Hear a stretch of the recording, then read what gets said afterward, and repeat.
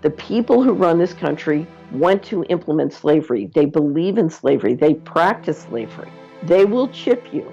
They will take your kids and use them for pedophilia. They will try and make pedophilia legal. So we're talking about a group of people whose values are what we would define as completely Luciferian. If you let them tear up the Constitution, any decent life that you've ever known, you can just kiss it goodbye. Hey friends, thanks so much for tuning in. And I have a very special broadcast here for you today. One of my heroes, I've never had the ability to speak with her in the past, but she's on now. It's Catherine Austin Fitts, and I'm so excited about our discussion. Catherine is the former U.S. Assistant Housing Secretary, a financial expert, and the publisher of the Solari Report. You can get that at solari.com, and I highly recommend that you do. If you want to wake up your friends, neighbors, and colleagues, the Solari Report will help you do just that. And the latest Solari Report is the second quarter wrap-up titled Enforce the Constitution or Kiss Your Money Goodbye. Catherine, thanks so much for joining us. Sean, it's great to be on.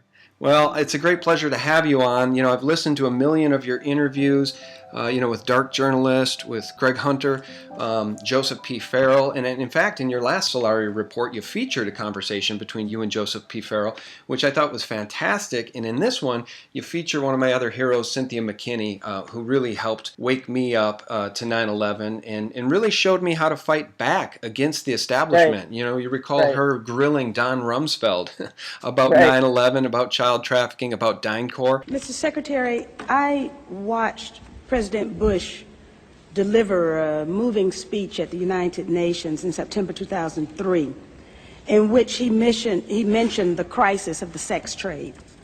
The president called for the punishment of those involved in this horrible business. But at the very moment of that speech, DynCorp was exposed for having been involved in the buying and selling of young women and children. While all of this was going on, DynCorp kept the Pentagon contract to administer the smallpox and anthrax vaccines and is now working on a plague vaccine through the Joint Vaccine Acquisition Program. Mr. Secretary, is it policy of the U.S. government to reward companies that traffic in women and little girls? Right. What a hero. And you just met with her recently in Bangladesh, right? Yeah, I wanted to write a second quarter wrap up on how to enforce the Constitution. I've been extremely concerned about the push to have a constitutional convention and the lies that are being told in connection with that. So we had a great interview in the first quarter with top constitutional scholar Dr. Edwin Vieira, where I called it American Suicide. It's public, everybody should listen to it, but it explains why a constitutional convention is a complete disaster. And at the same time, I realized, people need to know, well, what should we do? And so the answer, of course, is we should enforce the Constitution. We don't need to change it. And besides, if you're not going to enforce it, why would you need to change it? So we need to enforce the Constitution. And I realized to prepare that, to get the best knowledge to my subscribers, I really needed to talk to her in person.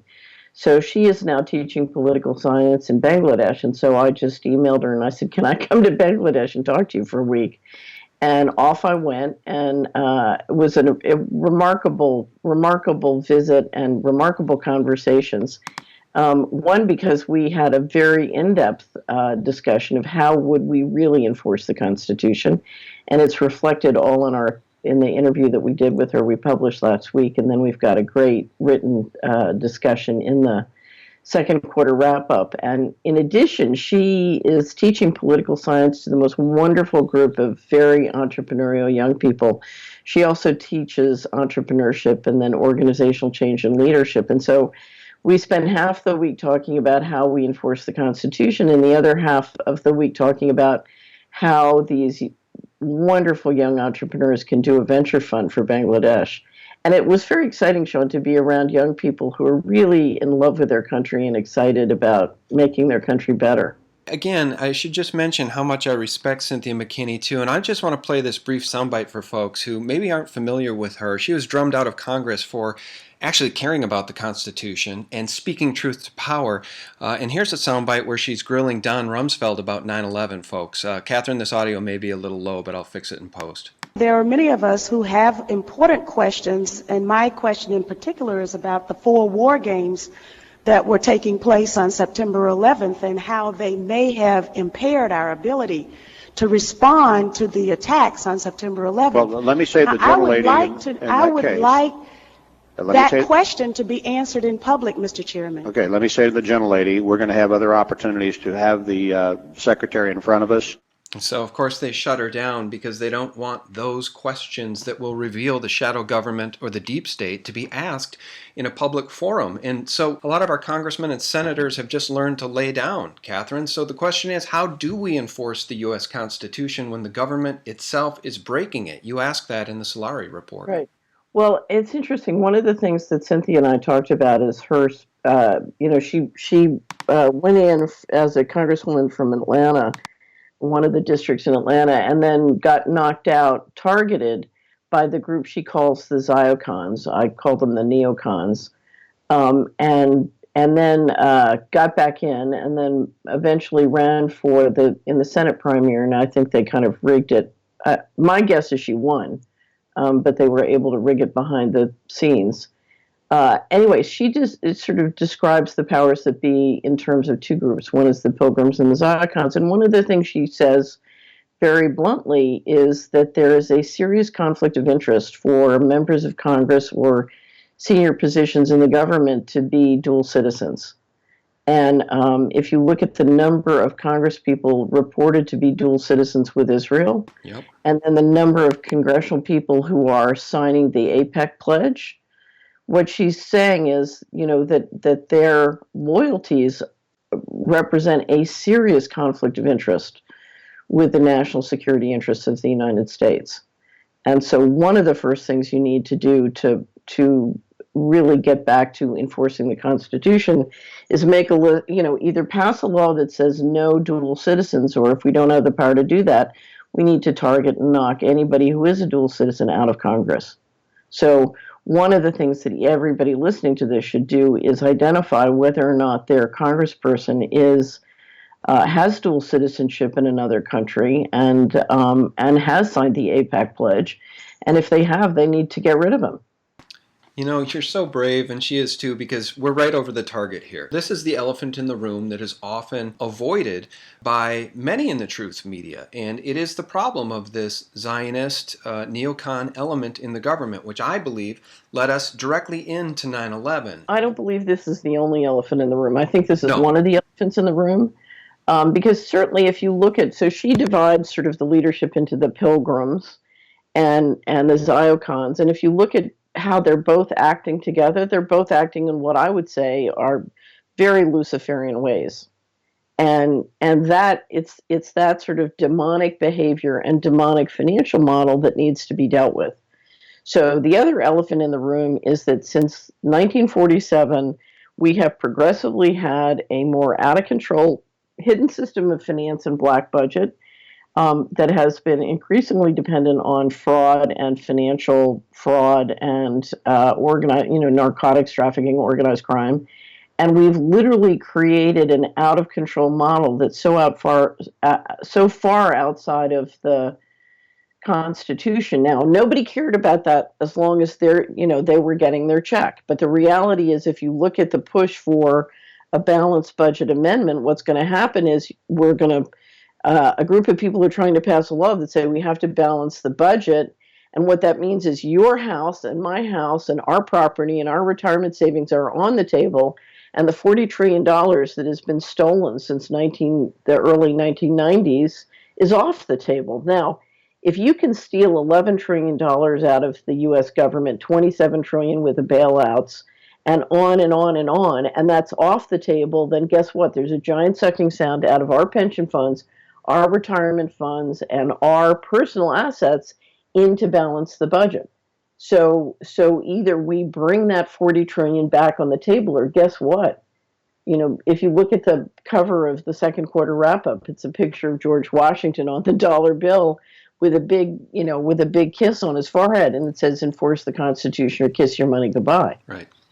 Yeah, well, and that's the problem is that how do we get that 40 trillion back? Now, you'll recall that Dov Zakheim was a dual citizen of Israel and the comptroller of the Pentagon on 9/11, and of course, the day before 9/11, Rumsfeld came out and told us $2.3 trillion can't be accounted for at the Pentagon. More money for the Pentagon when its own auditors admit the military cannot account for 25% of what it already spends. According to some estimates, we cannot track $2.3 trillion in transactions. And you write here in the latest Solari report about Mr. Global, you write, there are $11.5 trillion of undocumentable adjustments at U.S. government agencies, DOD, NASA, and HUD, $6.5 trillion at the Department of Defense in fiscal year 2015 alone is missing. How in the world are we going to get that money back? Well, there are many different ways to get that money back, but before you can get that money back, you need to understand that this is an issue that hits your pocketbook, and you need to care about it.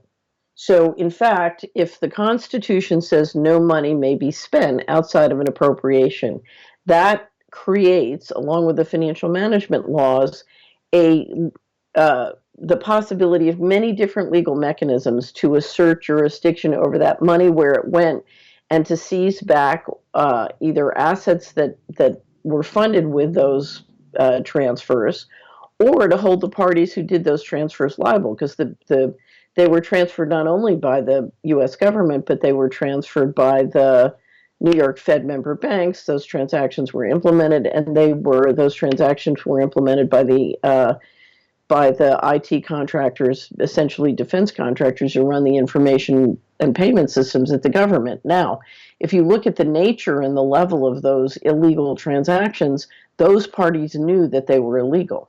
So let me give you an example. In the summer of 2000 or 2001, but it was before 9/11, I was visiting with the chief of staff to the chairman of the appropriations subcommittee that oversees HUD. And the person looked at me and said, "What do you think is going on at HUD?" And I said, "I don't know. What do you think is going on at HUD?" And they said, HUD looked me dead in the eye and absolutely seriously said, "HUD is being run as a criminal enterprise." This is during the pump and dump of the housing bubble, which was very much led by the federal government and HUD. And I said, "Well, I don't disagree." Now, that subcommittee, that appropriation subcommittee, subsequent to that conversation, voted out a major increase in appropriations to HUD. Now, HUD at that point had over $100 billion of undocumentable adjustments. So it just seems to me that you have a system which has gone out of control by a significant amount, and it's eaten through, basically, I'm going to grossly oversimplify, they've stolen everything they can steal. So in 2015, undocumentable transactions were 6.5 trillion at Department of Defense alone. Yeah, they're stunning figures. It's uncountable money. It literally is more money than can be imagined. And so they're looting everything they can loot. It's not more money than you can imagine. I can absolutely imagine 6.5 trillion, because 6.5 trillion is a sufficient amount to make sure Americans have health care, to make sure Americans, whatever pension funds are insufficient, is to bring it up to sufficiency. So I can imagine 6.5 trillion, and I think it's imperative that we all imagine it, because we're being told that there's not enough money to meet pension fund obligations, not enough money for health care. There is enough money for those things. All we need to do is assert an offset. So let me assure you, if the central banks can print $27 trillion to give the banks $27 trillion, they can print 6.5 trillion to fill up the pension funds. Right. Well, Okay. Can I ask you one thing though? There are certain states that live well beyond their means. California, Illinois specifically. You see what's going on in Illinois. That state is bankrupt, and the pensioners can probably expect a 60-70% haircut. Hold up. Part of it is, the spin is that they're living beyond their means. One of the reasons that they're struggling is federal mandates. So the federal government mandates tremendous number of expenses that run their expenses up. So they don't have control of their expense budget, so to speak. And then the federal government, to deal with their, war machine, prints more money, which debases the currency, which makes it much harder for the citizens of that state to afford their taxes, and makes it much harder, it runs the expenses up again. So state and local government are being squeezed just the same way that your family budget is being squeezed by all of these different sort of expense mandates and currency debasement. So let's keep going. Let's look at the state and local pension funds.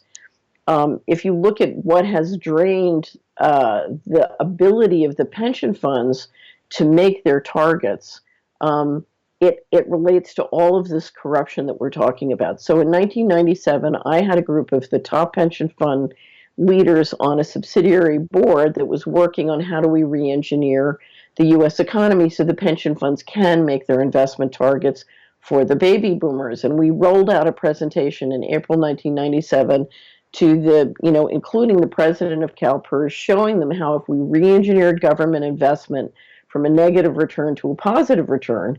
Remember, government investment right now in spending has a huge negative return because it's busy subsidizing political corruption and holding up the stock market instead of optimizing the overall economy. So I said to this one, I showed this wonderful group of people how we could re-engineer government investment in the Philadelphia area to dramatically improve the economy in a way that would dramatically improve investments for the pension funds because they could make enormous capital gains on realigning the health of place with the health of the environment and improving the efficiency and productivity of small business, which is what the technology should have done, and on and on and on. And the president of CalPERS, the largest pension fund in the country, looked at me and he said, "You don't understand. It's too late. They have given up on the country. They're moving all the money out starting in the fall. You've got to get to Nick Brady and tell him that, there's no reason to give up on the country. There are solutions." So, I tried to take everything to Nick Brady. That's a whole nother conversation. But he said they're moving all the money out starting in the fall. And I thought, Sean, what he meant was they're moving all the money they can move legally. Wrong. That is when the financial coup d'etat started. And they started moving massive amounts of money out of the U.S. government. It's what I call the financial coup d'etat. If you look at the second quarter wrap up, there's a schedule in the back. Or if you go to Solari.com and do a search for financial coup, you can bring up lots of information about all the money that's been shifted out to, my count just from DOD and HUD alone, it's 11.5 trillion. There was more that I found at NASA. So over $12 trillion of missing money since that started in fiscal 1998. Now, I think what happened was you had the Pilgrim group despair of ever balancing the budget. And so they just said, well, let's pull all the money out.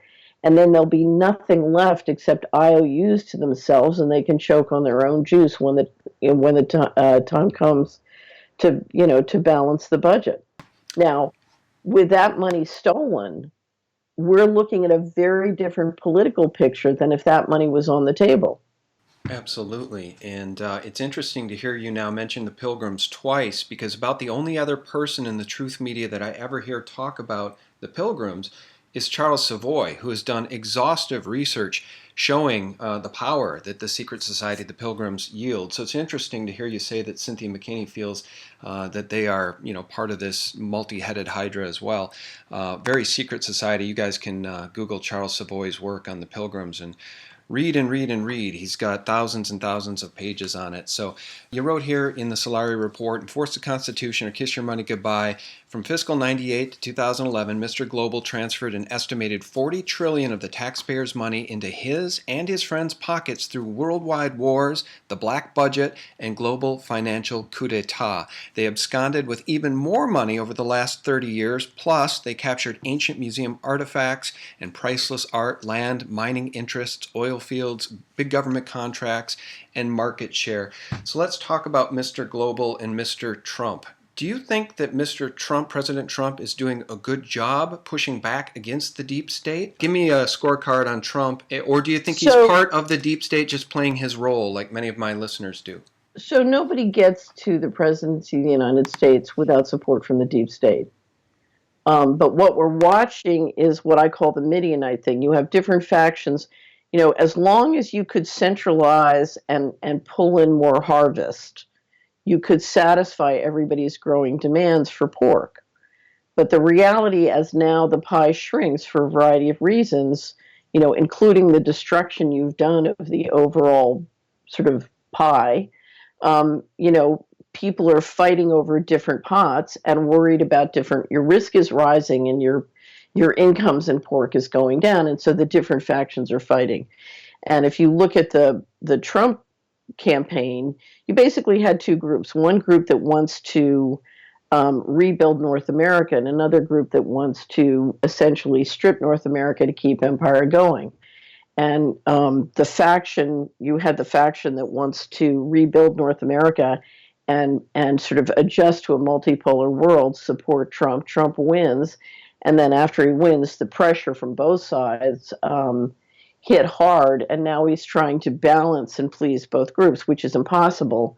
And you can tell how impossible it is when you look at the budget, which is why this all comes down to the budget. Now, um, Trump has canceled the TPP. He has canceled the Paris Accord. Right. Those are enormous accomplishments. And the other thing Trump has done is he has, I would say, the number one problem in America is mind control. And Trump has done incredible things to bust through the mind control.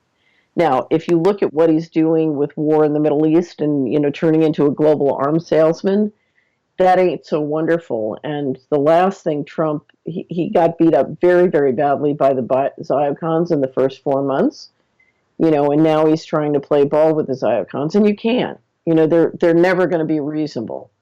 So, and you know, if you look at what's going on in the Middle East, what we've got is we're basically running around and destroying civilizations and cultures, and no one can build a global empire if they're identified with simply bringing demonic energy to every place. Yeah, you hit the nail on the head as far as Trump saving us from these globalist policies like the Paris Accord and essentially Agenda 21, Agenda 2030 policies.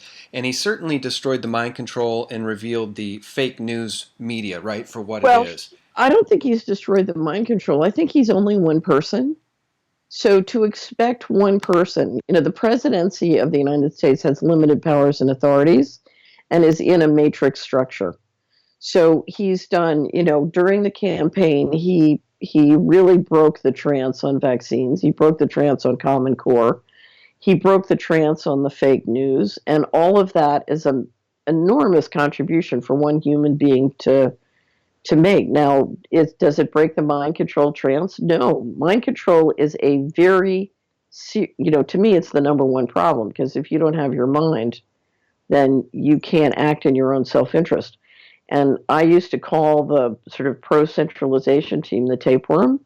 And the reason is a tapeworm injects into your body a chemical that makes you crave what's good for the tapeworm, you know, and bad for you. So you find yourself feeding the tapeworm instead of feeding yourself. And ultimately, it leads to your destruction or death. So if you look at what's going on with the smart technology and mind control, it's very, very serious. One of the things I require of the Solari Report subscribers is they've got to read. I did a wonderful Solari Report on entrainment with Adam Trombley, and it was really because I was watching people's basically being manipulated in terms of their investments, their purchases, all their money decisions were being influenced by entrainment, and it was causing them to act against their own self-interest. Right.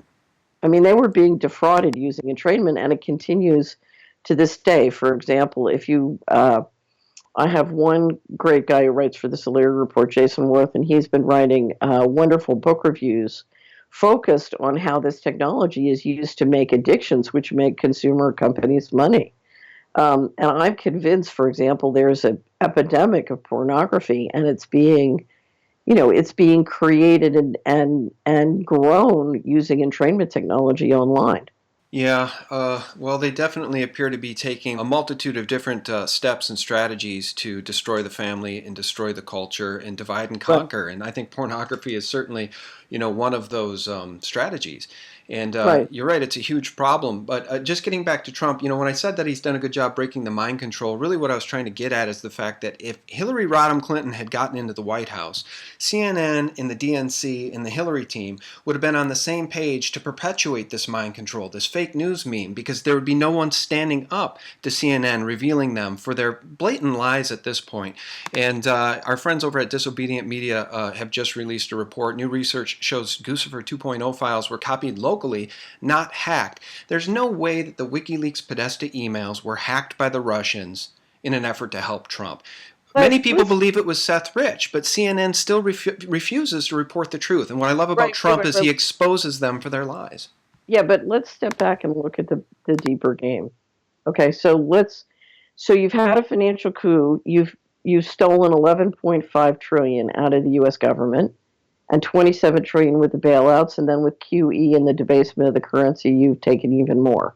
Okay, now you want to keep that money, and the way you keep that money, when people want health care and they want their pensions, you're saying there's no money for health care, there's no money for pensions, so the Republicans can't pass a health care bill because they don't want to, the orders from on high to both Republican and Democrats is you can't spend any money on pension funds, you can't spend any money on health care, you can't spend too much money on tax reform. You can spend some to give the corporations a break, but you can't, or rich people a break, but you can't spend money to give the average Joe a break. So that order is coming down from high. So the question for the politicians and the media is how do we keep our ratings up without discussing the fact that we're stealing all the money? So you come up with something which is entertaining. It's like a divide. It's this guy, he said versus she said. So you create a war about some relatively, irrelevant thing. And it's designed to help you go where you want. So the whole stuff about Russian interference. Now, here's the problem, and Oliver North said it on the Steve Colbert show, and it got edited out. He said, the Israeli interference in the election was far worse than the Russian. Right. Oh, I hadn't heard that. Oh, I hadn't heard he said that. Yeah, Oliver Stone said that. They cut it out of the video they put up on YouTube. So was there foreign interference in the election? You bet. You bet there was foreign intervention, and I think it was coming from a multiple of countries. But if you want me to vote on who was the worst, I'm sure it was Israel. Oh, that's my bet. What's funny, when you started to tell that story, I think you said Oliver North, and then you said, and Oliver Stone. So at first I was on the Oliver North deep state secret shadow government thing and the drug running and Iran-Contra. And Sorry. No, it's fine.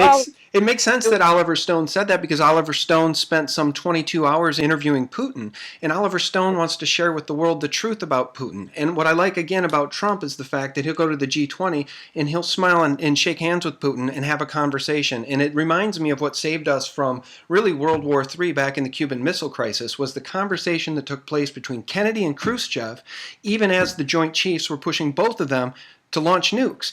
And the deep state does not want Trump and Putin having conversations. Well, they want conflict. We had, but let go of Trump versus Clinton or any of this stuff. I mean, right now, the important thing that's going on is the budget and pension funds. So, you need to keep your eye on the ball of the budget and what's happening in the budget and what's happening with all the things Trump wanted to do and why they're getting stopped by the budget. And that line between, we can give $27 trillion to the banks, but we can't help the pension funds and there's not enough money for healthcare. That's the line. Right. Okay, that's the big lie about the budget. And so that's the lie we have to expose. And that's why I keep coming back to the fact that they stole $40+ trillion, and we need to put that back on the table because there is enough money for the pension funds and there is enough money for health care.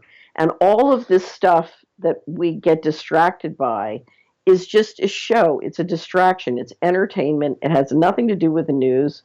I hate to quote the idiot Van Jones, but the Russia stuff is a nothing burger. Right. So it's all a nothing burger. Don't get distracted. The problem is far deeper than who the president is and whether or not the president is perfect. The problem is that we have a budget, 40 trillion has been stolen, And now they want to say there's no money for essential purposes, and our property is on the line to balance the budget. And if you let them do that, you can kiss your money goodbye.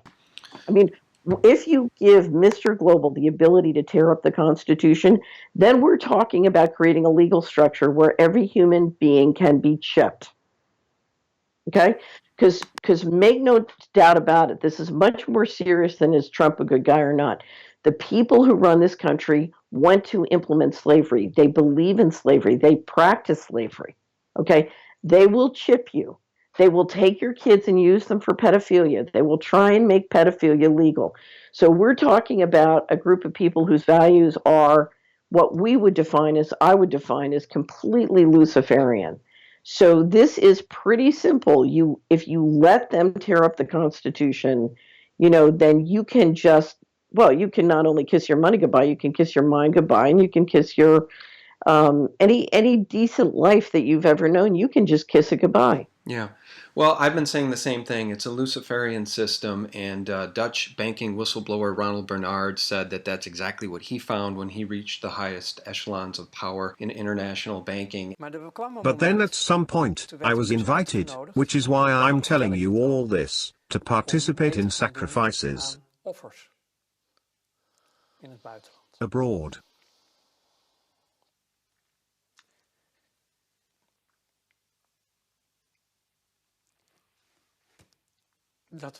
That was the breaking point. Children. You were asked to do that? Yes. And I couldn't do that. I'm still trying to figure out if Bernard is legitimate or not.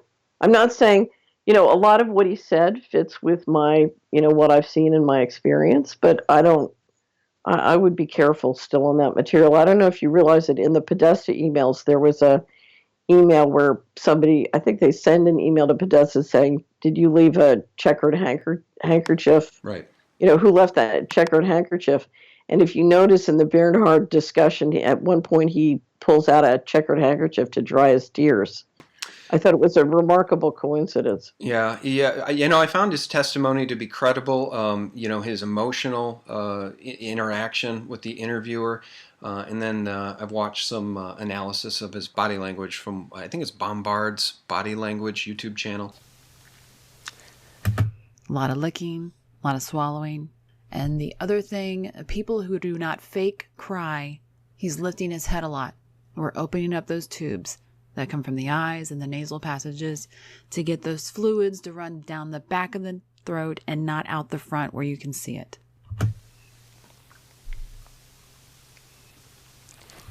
And he's obviously having a very hard time because it's taking him a while to spit this out.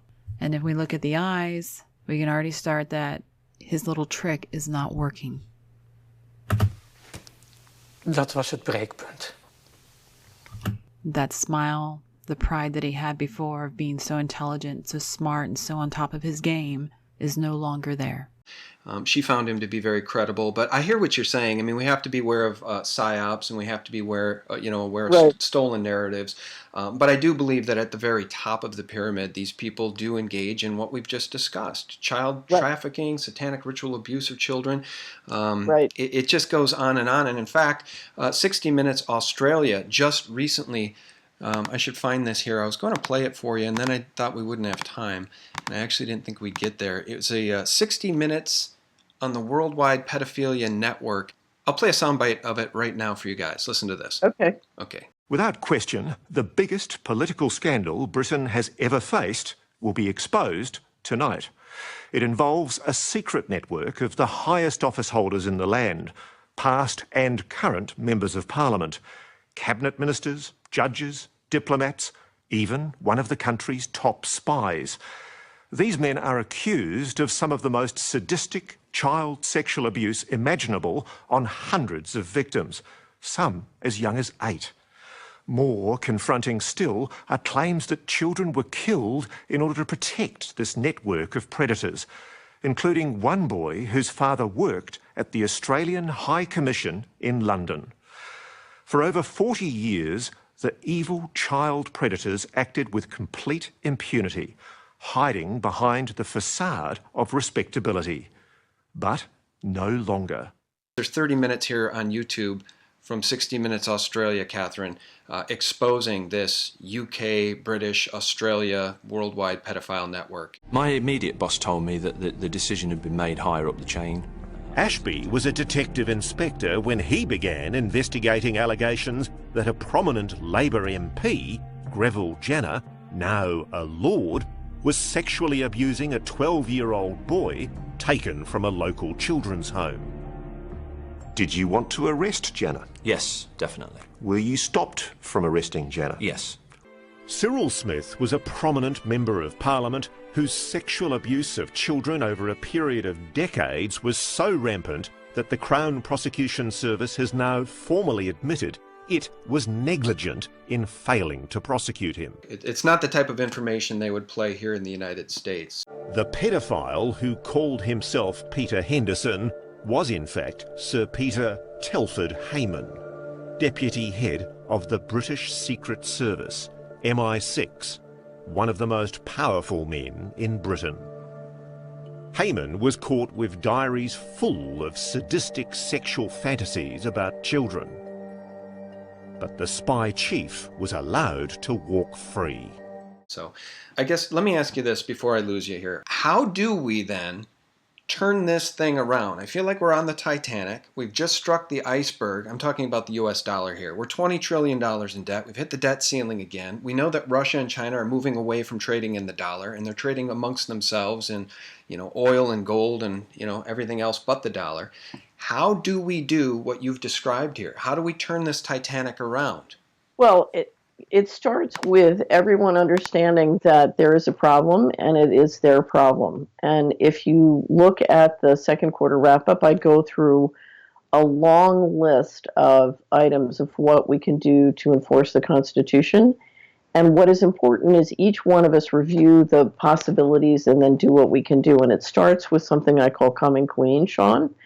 If you go to Solari.com and do a search for Come and Clean, you can pull it up. But the first thing we need to do is get these folks out of our lives and pocketbooks. So turn off your TV, stop listening to the entertainment and disinformation. That's number one. So deny them the market share in terms of news media.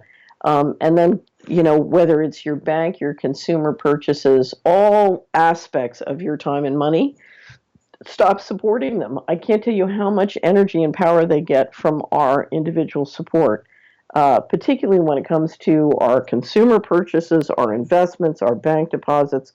I am astonished. I just drove through the San Francisco Bay Area and I kept seeing brand new, beautiful locations for Chase Manhattan Bank. Why would anybody after the bailouts or 9/11 bank or Madoff Bank with JP Morgan Chase?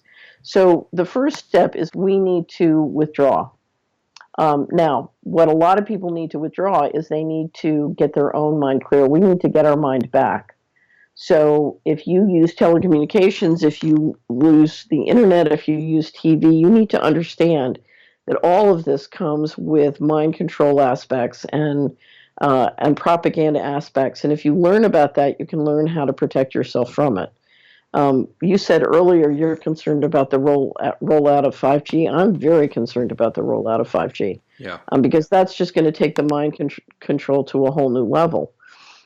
One of the things I keep encouraging my subscribers to do is watch the movie The Kingsmen and then take a look at the brawls that have been happening at Chuck E. Cheese and malls around the country. I didn't expect it to be that effective. What kind of response are we talking? 100%. So everyone's been affected, whether they have a SIM card or not. Because we're literally watching the prototyping of technology which can weaponize the population. And it's very, very frightening, and you need to understand it not only to protect your mind, but literally to physically protect your family. And so it starts with coming clean and getting this stuff out of your mind and out of your pocketbook and out of your time and out of your life. Then you need to look at what you can do locally. I hate to see people waste any time on the disinformation. I mean, if you're trying to watch what's going on with quote unquote Russian interference, your time is being totally wasted. Your time is much too valuable to be bothered with any of that. And you need to start spending that time looking at who are the local leaders, because all political power works bottom up. America's 3,100 counties, and I assure you, we each get control of our county, then we shut off the huge flow of resources that these guys control at the top. So start to get interested in your state and local elections and start to get interested in how your money works. We have a lot of information, the Solari report about we just did a big Solari report called Unpacking Your Local Financial Ecosystems. Stop the stealing at the county level. Stop the money going out the back door from your pension funds and state and local governments. Now, if you can start working with local leadership in your state legislatures, there is a huge amount that can be done to enforce the Constitution coming bottom up, particularly if you can get the AGs at the local and state level engaged and involved, because that's what it's going to take for state and local government to survive. We're going to have to get into the courts and start switching the money flows, whether it's litigating and killing the federal mandates or escrowing our federal taxes and giving control to our state and local representatives to use that money to negotiate to enforce the Constitution. As I said, there's a ton about this in the second quarter wrap up, but and there's a great interview with Cynthia McKinney on the, as we discussed, because to do this, before you can take all of these actions, Sean, you have to understand that we have something that is invaluable, and that is the Constitution. It provides us with unbelievable protection. And if we allow them to tear it up, then you're talking literally about, destroying the legal infrastructure that stands between us and slavery and genocide. Yeah. Yeah, you're absolutely right. And what you're saying is really resonating with me because you remind me of my friend Harley Schlanger, who I bring on frequently. I really hold Harley in high esteem. And he's been saying since the first day I interviewed him, it's not too late. Get involved. It's not Act too late. It's locally. Too late. Yeah. It's not too late. It is absolutely not too late. And you don't need everybody. You just need, my construct for our society and any society is 5 to 10% of the population are what I call net energy plus. They're the leaders, and we take turns going back and forth between being followers and being leaders. 80% will follow around who's ever in charge, and 5 to 10% are slugs. And right now we have the slugs in charge and 80% of the people following the slugs. Because that's one of the ways the top guys control. They empower the slugs, and then the rest of us get drained and find life very complicated and hard and difficult and frustrating with our time being constantly wasted. But if you literally get together with the 5 to 10% of the people who are net energy plus in your neighborhood and say, okay, how do we get control back? How do we put the slugs in the corner? It's simply a matter of, doing that. And I always say to people that, my closing line on the Solari report every week is don't ask whether or not is a conspiracy. If you're not into conspiracy, you need to start one. And we each need to engage with the people we know and trust on how we conspire to shift political and economic control back to, the honest. Right now, the dishonest are the ones who are making all the money and the honest are getting drained. That has to be reversed. Yeah. You know what I love about this conversation and about people like you and about people like Cynthia McKinney? You guys inspire many of us to wake up, and then we inspire others to wake up. There's countless YouTube channels and great researchers out there now, Catherine, that did not exist 4 or 5 years ago, 6 years ago when I started my YouTube channel. And they're breaking new ground, and they're exposing the pedophile networks, and they're exposing the corruption in government, and they're exposing fake news. And it's exactly what you say. I really truly feel like we are very near a tipping point here. I really believe that we have the ability to take this nation back from those that want to destroy us, and so we all need to get involved and be part of the team, for the win in the U.S. Constitution. Right, but we each need to take action. So this, there is no way under if you read the Declaration of Independence, if you read the Bill of Rights, if you read the Constitution, each individual has power and responsibility. We each need to exercise that, and there's no way you can abdicate that responsibility, because if you abdicate it and things go the wrong way, then whatever you've got, you're going to lose it. Yeah, And I completely agree. And I just want to make one show note here. You mentioned 5G. You and I talked about 5G briefly before we officially started the conversation. I told you I was concerned about it. You had mentioned it briefly in the Solari report here. And I am going to be focusing a lot on 5G moving forward, guys, because we need to wake up our friends, neighbors, and colleagues about the dangers of 5G. The FCC is just ramming it through. They're rolling it out. And it's a very, very scary, ominous technology. I'm going to bring Max Egan on very soon here to talk about 5G. Catherine, feel free to comment on that if you like, but otherwise, let's wrap up here and talk about how people can get the Solari report. So just come to Solari.com, and you can subscribe monthly, semi-annually, or annually. There, if you don't know anything about us and you want to learn more, up on the left, there's a section called Get a Taste. We do a little video and commentary for every Solari report that's free. And then over on the Get a Taste of the Solari report, it's a selection of some of the ones we've made free, so you could get a good feel for who and what we are. My whole issue is every one of us needs to live a free and inspired life. And, my goal for my subscribers is to help them do that, but do that in a way that makes it easier for every other person to live a free and inspired life. So, if anything, I think the global citizenry needs to provide the leadership, and it, to a certain extent, Sean, it has to come through culture. So we need to want to live a life which is free and inspired and help other people do the same. I'm very big on freedom, as I know you are. So anyway, so there's lots of resources for you to learn about us and learn what we do. And then we'd love to have you as a subscriber, and you can just follow the instructions, go to the store and subscribe and give it a try. We have a promotion right now. So if you do subscribe annually, you get our Solari coin, which is our logo on one side, and then the golden rule on the other. We like to integrate golden rule with the money. And then you can get a copy for 6 months of our first quarter wrap-up, Clash of Civilization, about the Trump administration. Excellent. And that's at Solari.com, correct? Correct. All right. Well, guys, please do visit Solari.com. Our guest has been the one, the only, one of my heroes, Catherine Austin Fitts. And Catherine, thanks so much for your time. Sean, always a pleasure. Have a great day. All right, you too. And guys, thank you so much for tuning in. If you valued this information and information like this, do subscribe to our YouTube channel and visit us for real news 24/7 at sgtreport.com. And a special thanks to our patrons over at Patreon/SGTReport. You guys are making a huge difference for us and giving us a lifeline, regardless of what YouTube or Google do, no matter how many dirty tricks they play moving forward. And we really do value your support. Thank you so much. Have a wonderful day. God bless.